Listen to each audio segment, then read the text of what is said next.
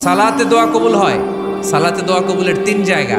একটা হচ্ছে তাকবীরে তাহরিমার পরে আমরা সানা পড়ি না, আমরা তো একটা পড়ি।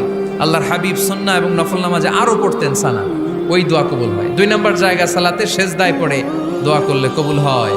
আকরাবু মা ইয়াকুনুল আবদু মির রাব্বিহি ওয়া হুয়া সাজিদ ফাকসিরু ফিহি দুআ। বান্দা যখন সেজদায় লুটিয়ে পড়ে, বান্দা আল্লাহর সবচেয়ে কাছে চলে যায়। তা কিন্তু বিশ্বনবী বলে, সেজদাটা তোমার রবের কুদরতি পায়ের উপরে পড়েছে। সেজদায় পড়ে দোয়া করেন।